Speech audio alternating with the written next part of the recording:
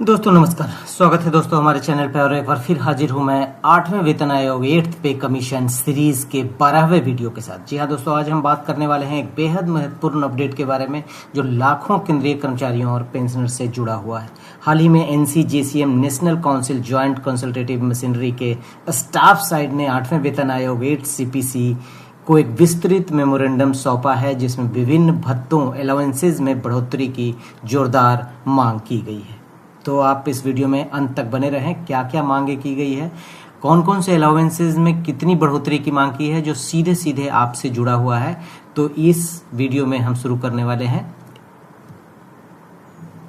तो समझ लेते हैं। सबसे पहले अब जो आप स्क्रीन पे देख रहे हैं दोस्तों, ये लेटर है और ये लेटर JCM साइड से लिखा गया है, मेमोरेंडम सबमिट किया गया है। और इसमें जैसा कि आप स्क्रीन पे देख रहे हैं, allowances the following categories on the allowances are applicable: dearness allowance, qualifications allowance, sports allowance, uniform allowance, running staff allowance, risk and hardship allowance, traveling including traveling allowance, deputation in posting, performance, merit, good service, housing including HRA, additional duty in extra duty or working on holidays, capacity building और knowledge upgradation और trainings।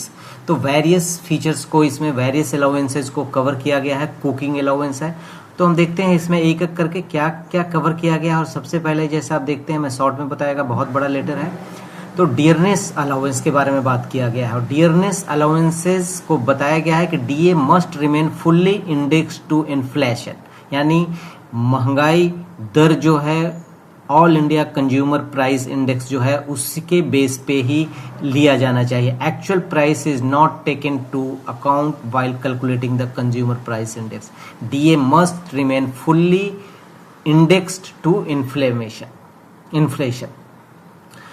दूसरा बोला गया, price data should be collected from open retail markets. जो price data आप all India consumer price index में follow करते हैं उसको ओपन रिटेल मार्केट से एक्चुअल वे में लिया जाना चाहिए। Point two point DA should be provided. इसका क्या मतलब हुआ?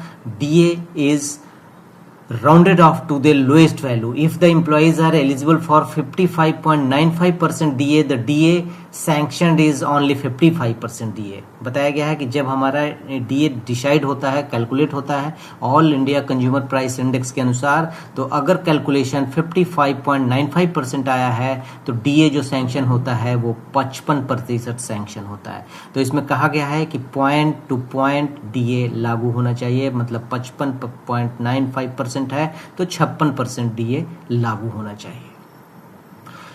अब देखते हैं दोस्तों, allowances related to qualifications. Any central government employ acquiring additional qualification over and above the prescribed qualification for the concern post as per RR may be given 10% of basic pay as additional qualification allowance. जी हाँ दोस्तों, अगर जिस QR पे वो recruit हुए हैं, enrolled हुए हैं, उससे अगर ऊपर की कोई डिग्री हासिल करते हैं तो additional qualification allowance 10% of basic pay का उनको दिया जाना चाहिए। ये अलाउंसेज रिलेटेड टू क्वालिफिकेशन के बेस पे मांग किया गया है। Allowances related to additional duty और एक्स्ट्रा ड्यूटी और वर्किंग ऑन हॉलीडेज ETC। बहुत सारे कर्मचारी हैं जो एक्स्ट्रा ड्यूटी करते हैं, हॉलीडे के दिन काम करते हैं, संडे के दिन काम करते हैं। तो ऐसे लोगों के लिए फैक्ट्रीज एक्ट 1948 का हवाला दिया गया है और कहा गया है कि may all be provided over time at single rate on their basic pay and DA for every hour of extra work done over and above the actual working hours. जी हाँ दोस्तों, उस पर बोला गया है कि single rate on their basic pay and DA for every hour. हर घंटे के लिए एक सिंगल रेट उनके बेसिक पे और DA पे फिक्स किया जाए। जो एक्स्ट्रा ओवर टाइम करते हैं, जो ओवर एंड एबव वर्क करते हैं एक्चुअल वर्किंग आवर्स से। Allowances related to housing including HRA के लिए मांग किया गया है दोस्तों कि पॉपुलेशन ऑफ सिटीज के बेस पे सिटीज को डिफ्रेंशिएट किया जाए और उसमें बताया गया है कि 50 लाख एंड एबव जिस सिटी का पॉपुलेशन है उसको X में रखा जाए और उसको प्रपोज्ड जो HRA है वो 40% होना चाहिए।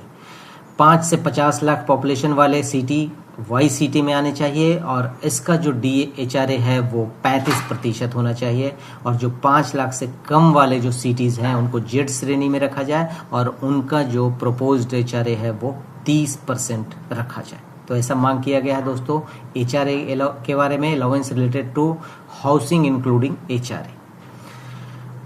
नेक्स्ट है allowances related to risk and hardship. Risk and hardship allowance को मिनिमम में बी पेड मिनिमम 10,000 रुपये पर मंथ रखने की बात की गई है, and the same should be linked with DA rise that it automatically adjust with inflation.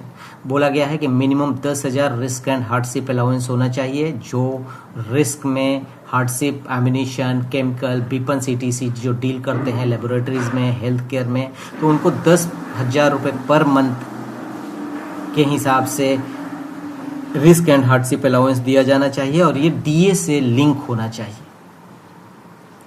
Next है दोस्तों ट्रांसपोर्ट अलाउंस। ट्रांसपोर्ट अलाउंस को बोला गया है कि 3 times of the existing rate से 3 गुना बढ़ाया जाए ट्रांसपोर्ट अलाउंस को। मतलब जो ट्रांसपोर्ट अलाउंस अभी 1,800 रुपये मिल रहे हैं उसको सीधा 5400 रुपये करने की मांग की गई है। ट्रैवलिंग अलाउंस, कन्वेंस अलाउंस बताया गया है कि ड्यूटी इन शॉर्ट नोटिस में वो ड्यूटी पे मूव करते हैं तो वो कंफर्म टिकट ट्रेन में नहीं पाते हैं। Therefore we proposed all the central government employees irrespective of the post ground, कोई भी सेंट्रल गवर्नमेंट एम्प्लॉय हो, किसी भी पोस्ट पे हो, उनको एयर ट्रैवल का परमिशन दिया जाए टेम्पररी ड्यूटी के केस में। अगर वो टेम्पररी ड्यूटी जा रहे हैं तो उनको एयर ट्रैवल का परमिशन दिया जाए। Similarly all employees should be entitled for AC taxi for road travel as non-AC vehicles are not available। और अगर वो बाई रोड जा रहे हैं तो AC टैक्सी ऑफ रोड का परमिशन दिया जाए, अलाउ किया जाए। डेली अलाउंस को मांग किया गया है 3 times and the same should be linked with DA। Daily allowance है वो उसको भी 3 टाइम्स करने की मांग की गई है, और इसको भी बोला गया है कि DA से लिंक किया जाए ताकि ऑटोमेटिकली महंगाई से ऑटोमेटिकली एडजस्टेड विथ इन्फ्लेशन। दूसरा है दोस्तों hospital patient care allowance, patient care allowance, nursing allowance, इसको भी 3 टाइम्स किया गया है। 3 टाइम्स करने के लिए मांगा गया है, डिमांड किया गया है। और कुकिंग अलाउंस है, at present cooks working in departmental canteens are paid 1,000 रुपये पर मंथ। जो कुकिंग अलाउंस जो ले रहे हैं कुक कैटेगरी वाले उनको 3,000 रुपये पर मंथ किया जाए, और सेम में be extended to all cooks of central government without any discrimination. सभी कुक को सेम रेट 3,000 रुपये किया जाए। तो ये कुकिंग अलाउंस था दोस्तों। अभी आगे है allowance related to sports. Sports से रिलेटेड अलाउंस को भी उनको उनके सुविधाओं को बढ़ाने की बात की गई है। उनका स्ट्रेस मैनेजमेंट का ख्याल रखने की बात की गई है। प्रमोटिंग वर्क लाइफ बैलेंस भी उनको प्रोवाइड कराने की बात की गई है। तो अगला है allowance related to uniform dress. Allowance में be provided to all central government employ including industrial employees. बताया गया अभी तक जो प्रावधान था 7वें वेतन आयोग के अनुसार कि इंडस्ट्रियल पर्सन को ड्रेस दिया जाता था अलाउंस, उसको बताया गया है कि ऑल सेंट्रल गवर्नमेंट एम्प्लॉय को ड्रेस अलाउंस या यूनिफॉर्म प्रोवाइड किया जाए, और इसको भी लिंक्ड किया जाए DA राइज के साथ। Issued by 3 times transport allowance को अभी जो 10,000 रुपये पर मंथ मिलते हैं उसको 30,000 करने की मांग की गई है यूनिफॉर्म अलाउंस को। नाइट ड्यूटी अलाउंस को बताया गया है कि should be paid in actual basic pay and DA of the central government employ without imposing any artificial basic pay ceiling. Night duty allowance को एक्चुअल जो बेसिक पे और DA है उस पर कैलकुलेट किया जाए, न कि एक सीलिंग जो प्रदान किया गया है उस पर नहीं होना चाहिए। चिल्ड्रन एजुकेशन अलाउंस को बात किया गया है कि पोस्ट ग्रेजुएट लेवल तक भी आर्ट्स साइंस और कॉमर्स वाले को प्राप्त किया जाए। अभी तक जो चिल्ड्रन एजुकेशन अलाउंस दिया जाता है वो केवल +2 तक दिया जाता है, उसको पोस्ट ग्रेजुएट और ग्रेजुएट तक भी बढ़ाने की मांग की गई है। ग्रेजुएशन एंड MBA तक भी बढ़ाने की मांग किया गया है, और इसको पर चाइल्ड पर मंथ 10,000 रुपये करने की मांग की गई है JCM द्वारा, कर्मचारी साइड के द्वारा। और हॉस्टल सब्सिडी को 35,000 पर मंथ पर चाइल्ड भी बढ़ाने की बात की गई है। Special allowance for child care to women with disability, उसके लिए भी इन्हांसमेंट करने की बात कही है। 3 टाइम्स इंक्रीज करने की बात की गई है, और DA के साथ लिंक करने की बात की गई है। Special allowance for child care to women with disability.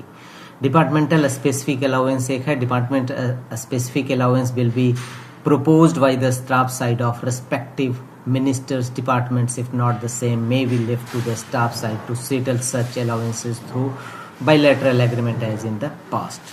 तो स्टाफ साइड से ये सारी मांगे की गई है दोस्तों, जो अलाउंसेज में भिन्न तरह के अलाउंसेज में सुधार के लिए जो मेमोरेंडम सबमिट किया गया है, अब सरकार के हाथ में है कि वो इन मांगों को कितना वैल्यू देती है और किस हद तक बढ़ाने की बात करती है। अब देखना है कि सरकार मांगों को किस हद तक स्वीकार करती है। अगर आप सोचते हैं इन भत्तों में इतनी बढ़ोतरी होनी चाहिए तो हमें कमेंट में जरूर बताएं। अगर वीडियो पसंद आए तो लाइक करें, शेयर करें और चैनल को सब्सक्राइब करना ना भूलें।